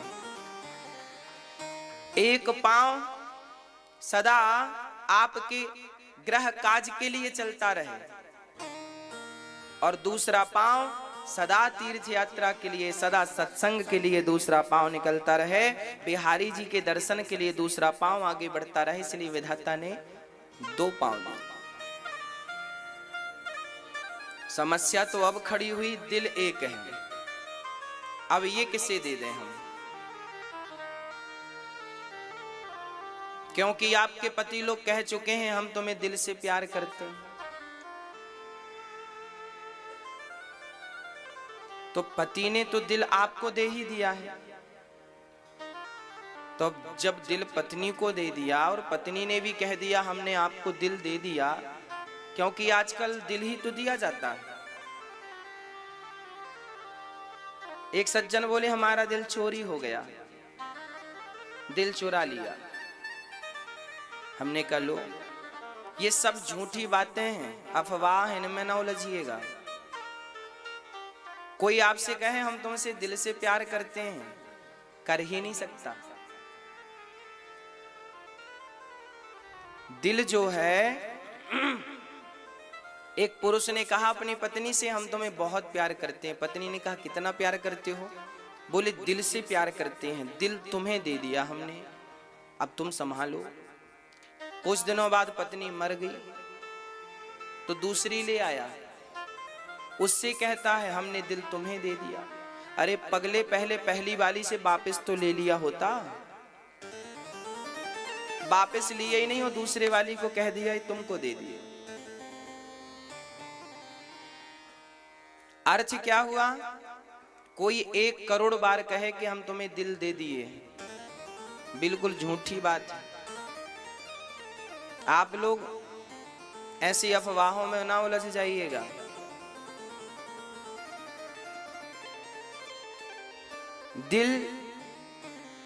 दिल केवल भगवान को देना चाहिए। अब प्रश्न ये खड़ा कि यदि दिल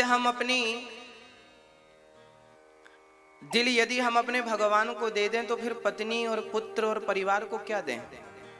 इनको भी तो कोई स्थान देना ही पड़ेगा भाई। अब भाई हैं अपने तो निभाना तो पड़ेगा। संबंध बनाए हैं पत्नी से, पति से, पुत्र से, तो निभाना पड़ेगा, भाग तो जाएंगे नहीं। अब प्रश्न ये खड़ा कि दिल में यदि भगवान को बिठाते हैं तो पत्नी और पति को कहां बिठाएं, पुत्रों को कहां बिठाएं, माता और पिता को कहां बिठाएं?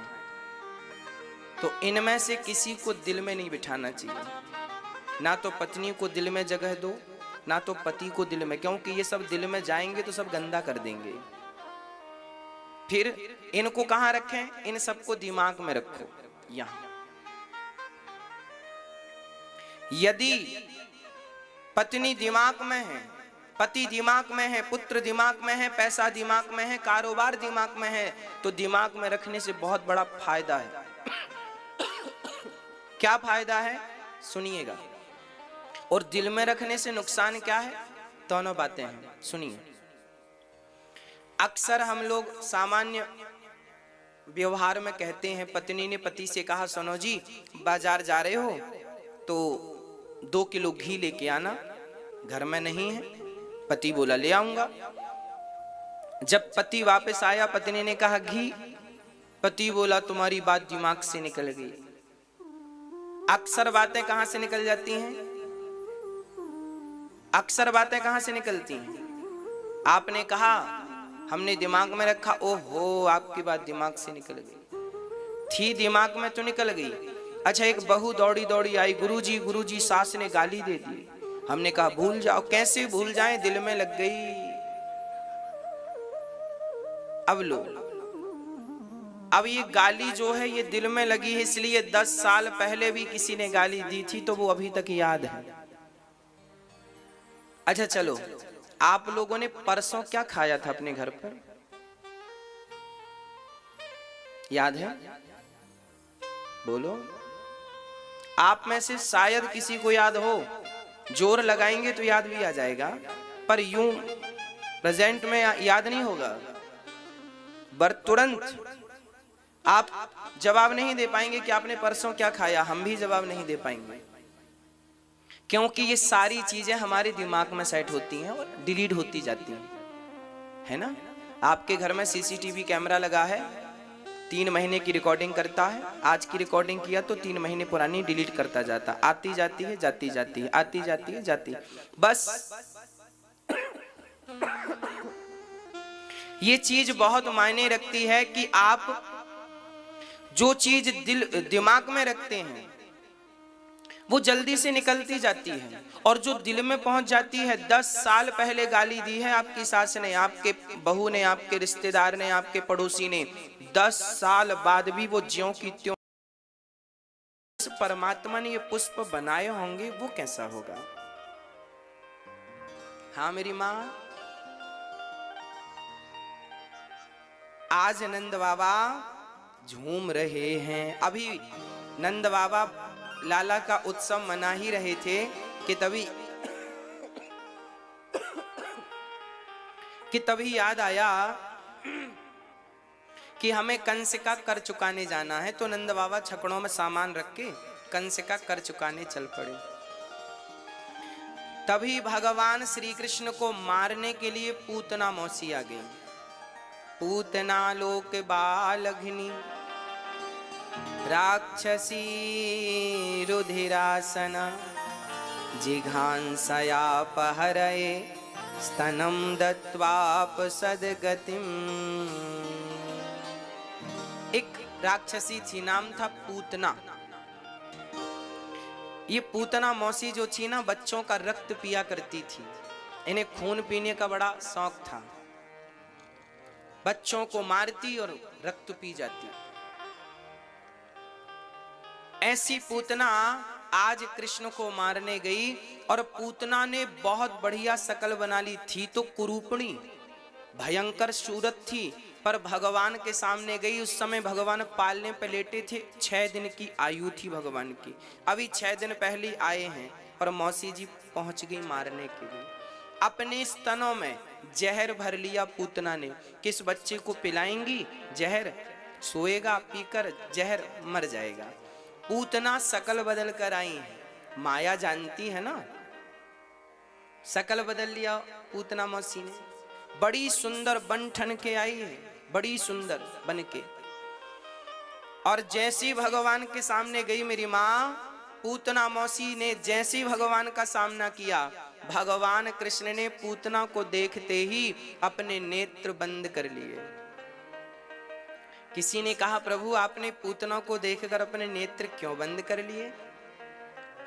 तब भगवान कृष्ण कहते हैं, देखो जो मेरी शरण में आ जाता है ना, मैं तो उसे आंख मूंद के भी तार दिया करता हूं। बस मेरी शरण में आ जाए, मैं तो इसे आंख मूंद कर, आंख बंद करके भी तार दूंगा, क्योंकि ये मेरी शरण में आई है।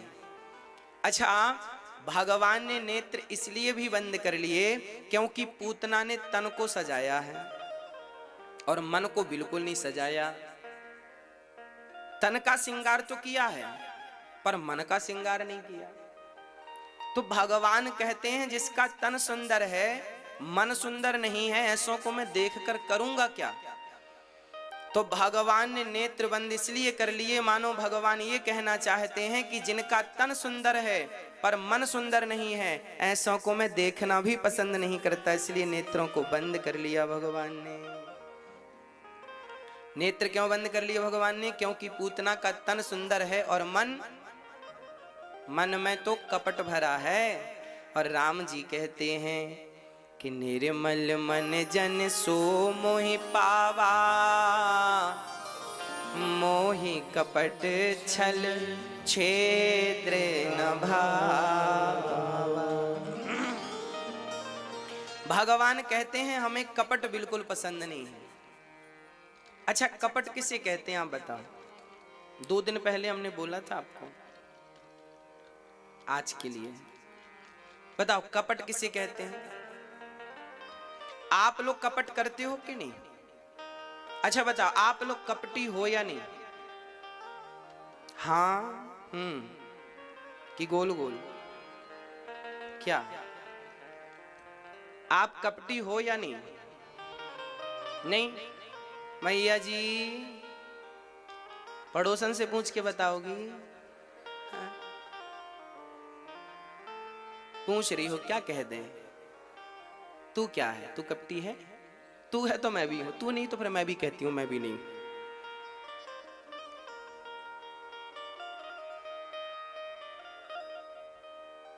अच्छा अब बताओ, अब तो समय हो गया, बताओ कपटी आप कपटी हैं कि नहीं?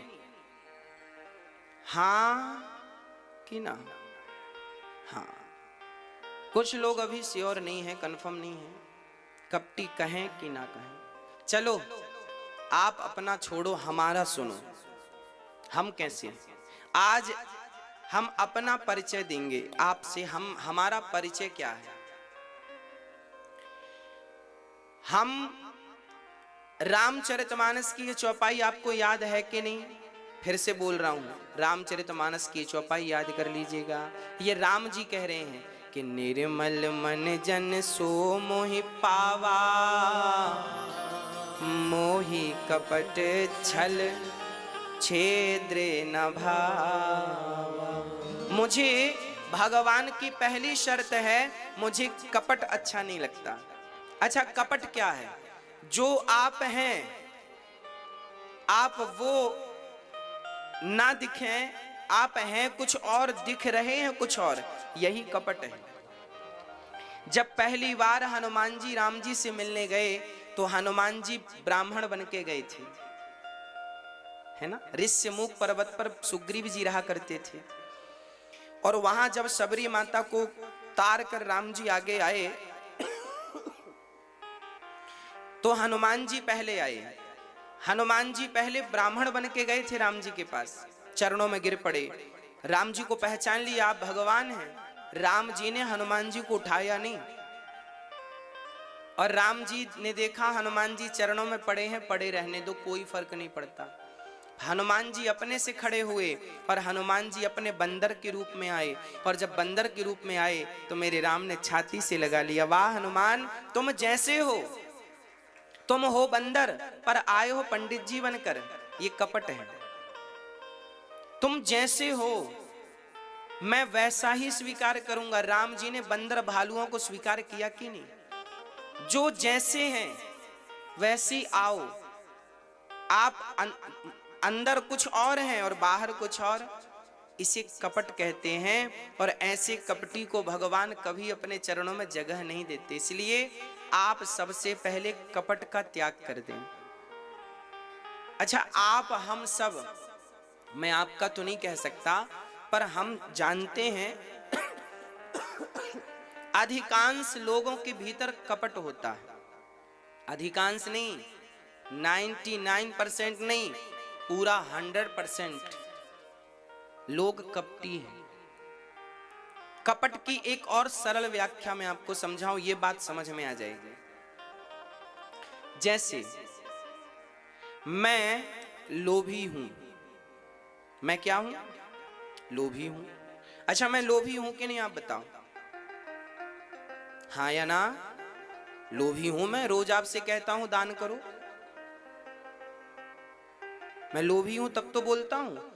फर्क इतना है कि मेरा लोभ इतना है कि आप लोग दान करते हैं तो मेरी हजारों माएं जो वृंदावन में होंगी, उन माओं को रहने और खाने की भरपूर व्यवस्था आपके सहयोग से होगी। मेरा लोभ केवल इतना है कि आपके थोड़े से योगदान से बूढ़ी माएं जिनको बच्चों ने घर से निकाला है, उन माओं को रहने की व्यवस्था ये दास अनिरुद्ध करता है, रहने की खाने की सब व्यवस्था।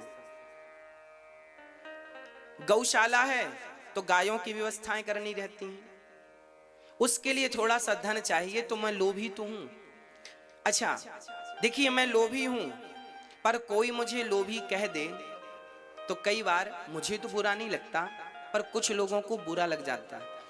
कुछ लोग अंदर से लोभी हैं, पर आप कहेंगे कि ये बहुत लोभी हैं, बुरा मान जाएंगे, हमें लोभी कहा। अच्छा, आप लोग, आप कामी हो के नहीं, क्रोधी हो के नहीं, अहंकारी हो के नहीं। अच्छा बताओ, काम वासना किसके भीतर नहीं है? क्रोध का बीज किसके भीतर नहीं अंकुरित है? क्रोध, गुस्सा किसे नहीं आता? कोई 1,00,000 बार कहे कि मुझे गुस्सा नहीं आता और अपनी सफाई दे के मुझे गुस्सा नहीं आता, क्या ये बात सही है? हाँ, हम सब कामी हैं, क्रोधी हैं, लोभी हैं और 1 नंबर के मूर्ख हैं। हम 1 नंबर के क्या हैं? मूर्ख। अब मैं मूर्ख क्यों कह रहा हूं, उसका भी कारण है। पंजाब में जहां भी देखो पंजाबी भाषा लिखी है, जहां भी देखो पंजाबी भाषा है। अब किसी को हिंदी आती और पंजाबी नहीं आती तो पंजाबी व्यक्ति तो यही कहेगा, तुझे तुसी पंजाबी नहीं आए, मूर्ख हो, है ना?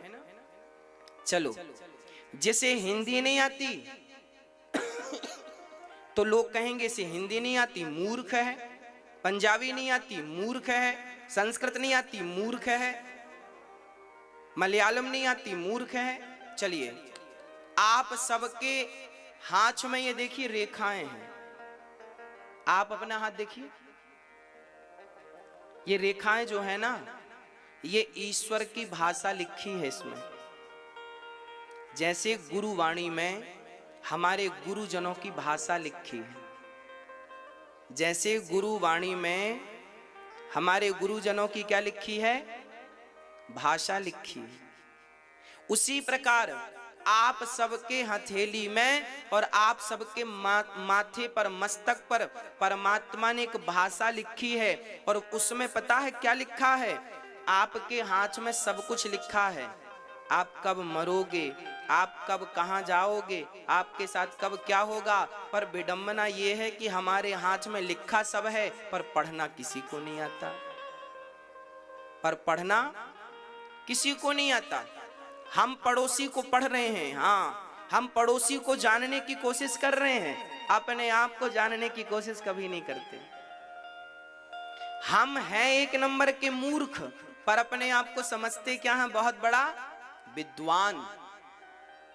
हम अपने आप को क्या समझते हैं? बहुत बड़ा विद्वान है हम, हमारे जैसा कोई नहीं है। और हैं 1 नंबर के मूर्ख। बात बात में गुस्सा आ जाती है, ये मूर्खों के लक्षण नहीं तो क्या है? चलो, व्याख्या ना करूं, आपको हिंदी में समझाऊं। बात ऐसी है मेरी मां कि हम हैं कामी, पर कोई आपको कह दे कि ये बहुत कामी है, ये बहुत कामी है, तो आपको बुरा लग जाता है कि नहीं? 4 लोगों के बीच में कहा कि जटायु आप कहो तो मैं तुमको जीवित कर दूं, क्योंकि आपके पंख कट गए हैं, पर मैं भगवान हूं, मैं आपके पंख को सही सलामत कर सकता हूं। भगवान सब कर सकते हैं। जटायु ने कहा, प्रभु अब जीकर कुछ नहीं, अब तो आप मिल गए हैं, आपका दर्शन करते करते प्राण निकले, इससे बड़ा सौभाग्य क्या होगा। जटायु जी बोले, जय राम रूप अनूप निर्गुण सगुण गुण प्रेरक सही 10 शीस बाहु प्रचंड खंडन चंद सर मंडन सही पाथोदगात सरोज मुख राजीव आयत लोचनम नित्य नौमि राम कृपाल बाहु विशाल भव भयमोचनम। हे प्रभु, हे प्रभु, आपकी जय हो। हे जगदीश, हे निर्गुण, हे सगुण। आपको जटायु ने निर्गुण भी कहा, आपको जटायु ने सगुण भी कहा। और जब जटायु राम का दर्शन करते करते प्राण त्यागे ना, अविरल भगति मांगी बर गीध गयऊं हरिधाम, तेहि की क्रिया यथोचित निज कर कीन्ही राम। जटायु जब गए तो भगवान से अविरल भक्ति मांगते हैं, अविरल भक्ति मांगी वर, अविरल भक्ति मांगते हैं। हे प्रभु मुझे अपने चरणों की भक्ति भगवान से कभी मांगना हो तो उनके चरणों की भक्ति प्रभु अविरल प्रेम दीजिए, निष्कपट प्रेम दीजिए। भगवान के निज धाम को गए। ये जटायु कौन थे? भगवान के पिता। कथा हमने आपको सुनाई थी जन्मोत्सव के दिन। जटायु भगवान श्री राम ने जटायु का अंतिम से, खुद के पिता मरे, राम पिता की मृत्यु पर नहीं गए, पर जटायु का अंतिम संस्कार खुद राम ने किया। क्यों? क्योंकि जटायु ही राम के पिता थे। जटायु कैसे पिता हो गए? मैंने एक दिन कथा में सुनाया था कि जटायु ने दशरथ जी की रक्षा की थी, तब दशरथ जी ने एक वरदान देने को कहा था, तो जटायु ने राम को ही मांग लिया कि हमें राम चाहिए। इसलिए ये बात दशरथ जी भूल गए हों बात अलग है, पर राम नहीं भूले। राम भगवान है, मेरे पिता की मर्यादाओं का पालन मुझे करना है।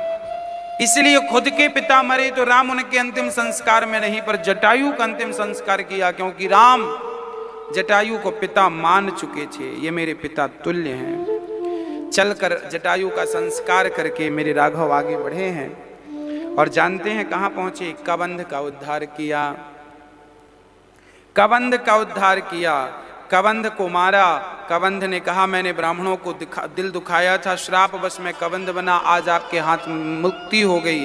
तब भगवान ने कहा कि ब्राह्मणों का कभी दिल मत दुखाना, ब्राह्मण सदा पूजनीय है, इसलिए उनका आदर करना, उनका सम्मान करना। आगे चले राम जी तो शबरी देखी राम गृह आए। अब शबरी नाम की एक मां थी। गुरु जी की बड़ी कृपा थी शबरी पर। गुरु की कृपा से शबरी मां रहा करती थी और शबरी मां मतंग मुनि के आश्रम में शबरी मां रहा करती थी। ये शबरी कौन है? कौआ जब डाल पर बैठता ना तो शबरी कौए से कहती, बोल बोल बोल कागा राम कब आएंगे। शबरी कौन? शबरी शबर जात में पैदा हुई, नाम शबरी पड़ा। एक दिन इनके पिता ने बहुत सारे, शबरी एक जंगली आदिवासी की बेटी थी, जंगली राजा थे, भीलों की बेटी थी, जंगल में रहा करती थी। एक दिन शबरी के पिता ने बहुत सारे जानवरों को बंदी बनाया। शबरी ने कहा माँ, पिताजी जानवरों को क्यों बंदी बना रहे हैं माँ? तब कहा बेटी कल तेरा विवाह है, तेरे विवाह में सारे जानवरों का मांस चढ़ेगा, इनके मांस को बारातियों को परोसा जाएगा। तब शबरी ने कहा मेरे लिए इतने सारे जानवर मारे जाएंगे? शबरी ने कहा ना ना ना ना ना। शबरी तुरंत कहती है कि मुझे ऐसा विवाह नहीं करना जिस विवाह में इतने सारे निर्दोष प्राणियों की हत्या हो जाए।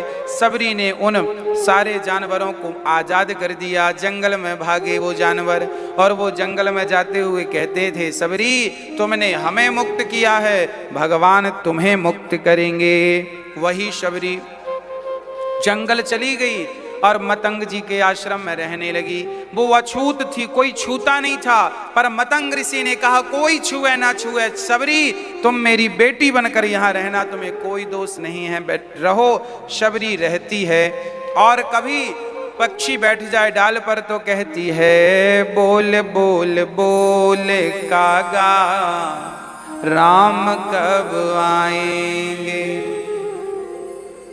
शबरी की झुपड़ी आके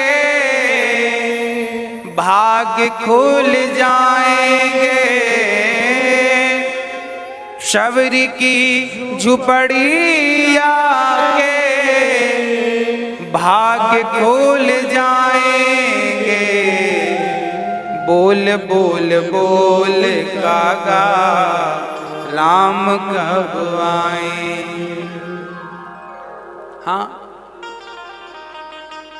आए नहीं राम जी लगाई कहाँ देर रे। शबरी ने रखे हैं चुन चुन के बेर रे। बेरों का भोग, किसी ने कहा बेरों का क्या करेगी? बोले राम जी आएंगे, हम जंगल को जाएंगे, जंगल में जाके मीठे मीठे बेर लाएंगे और बेरों का भोग अपने राम को लगाएंगे। बेरों का भोग अपने राम को लगाएंगे। बोल बोल बोल कागा राम कब आएंगे। हाँ, कौआ से पूछती और झाड़ू लगाती मेरे राम आएंगे, मेरे राम आएंगे, मेरे राम पुष्प बिछाती रास्ते में। और आज जब भगवान पहुंचे आश्रम में तो बड़े बड़े ऋषि मुनि दौड़े आए, प्रभु मेरी कुटिया पे चलो, मेरी कुटिया पे चलो। भगवान बोले आपकी कुटिया पे नहीं, पहले बताओ मेरी शबरी माँ कहाँ रहती है, मैं पहले शबरी माँ की कुटिया पे जाऊंगा। और शबरी देखी राम ग्रह आए, मुनि के बचन समुझिए भाई। श्याम गौर सुंदर दो भाई, सबरी परी चरण लपटाई। आज राम और लक्ष्मण को जब मां शबरी ने देखा, चरणों में गिर पड़ी। मेरे गुरुदेव ने कहा था राम आएंगे, चरणों में गिर पड़ी, मेरे राम आ गए। राम को देखकर चरणों में राम ने उठाया, मां को हृदय से लगाया और बिठाया। माँ अब जल्दी से राम के लिए जो बेर चुन चुन के रोज लाती थी ना, बेर लेकर के बैठ गई। राम जी को बेर देती है पर सोचती है कि ये बेर कहीं खट्टा ना हो तो आधा खा लेती है, अच्छा मीठा है तो जूठा बेर देती है। अब यहाँ कोई संदेह करे कि भगवान को जूठा, हाँ ये भगवान है और भगवान ये नहीं देखते कि मेरा भक्त मुझे साफ खिला रहा है कि जूठा खिला रहा है। भगवान तो ये देखते हैं कि मेरा भक्त किस भाव से खिला रहा है। भाव का भूखा हूँ मैं और भाव ही एक सार है। भाव से भजले मुझे तो भव से बेड़ा पार है। आहा, अब राम जी बैठे हैं और जानते हो माता शबरी ने क्या कहा? माता शबरी कहती है अधम ते अधम अधम अति नारी, तिन मह में मति मंद अघारी। अब राम जी के चरणों में बैठी है शबरी माँ और कह रही है राम मैं नारी हूं और मैं भी वो अधम नारी हूं और मेरी बुद्धि भी काम नहीं करती, मैं कुछ नहीं जानती भगवान, मैं कुछ नहीं जानती, मुझे स्वीकार कर लो। तब राम जी कहते हैं कुछ लोग ना जातवाद खड़ा करते हैं। हाँ, हमारे भारत में आपने देखा होगा जातवाद की बड़ी लड़ाइयां होती हैं। तुम इस जात के हो तो तुम बड़े हो, तुम इस जात के हो तो तुम छोटे हो। अब राम से पूछते हैं प्रभु आप किस जात को मानते हैं? तब राम जी कह रहे हैं आप लोग बहुत ध्यान से सुनिएगा। कह रघुपति सुनु भामनि बाता। राम के वचन है ये रामचरितमानस में। मैं बता देता हूं कहां लिखा है। राम ने जात पात की जो दीवार थी कई जगह तोड़ी है। आरण्य कांड में दोहा नंबर 34 आरण्य कांड का दोहा नंबर 34 की चौपाई नंबर 4। आरण्य कांड दोहा नंबर 34 चौपाई नंबर 4। चौपाई 4 में क्या लिखा है? कह रघुपति सुनो भामनि बाता, मानहु एक भगति करनाता। हम यहाँ लड़ रहे हैं कि तुम बड़े हो, तुम छोटे हो, तुम इस जात के, तुम उस जात के। हम जातवाद का विष घोल कर लड़े मरे जा रहे हैं। और राम जी कहते हैं मैं जातिवाद को नहीं मानता, मैं तो उसे मानता हूँ। भक्त और भगवान का क्या संबंध है? माना हूँ एक भगत कर नाता। मैं तो जात का नाता नहीं मानता, मैं तो भक्ति का नाता मानता हूँ। जो भक्त है वो मेरा है, जो भक्त नहीं वो किसी जात का क्यों ना हो। राम जातवाद को नहीं मानते। माना हूं एक भगति कर नाता।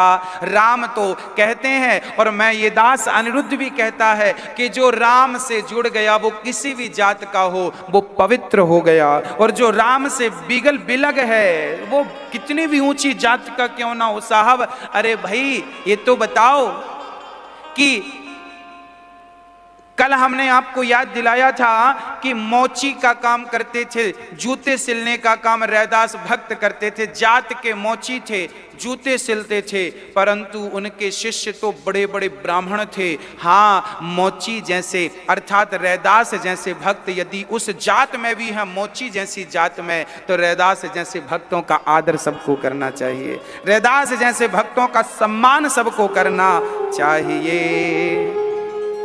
कोई जात का भेद नहीं, कोई ऊंची जात नहीं, कोई नीची जात नहीं।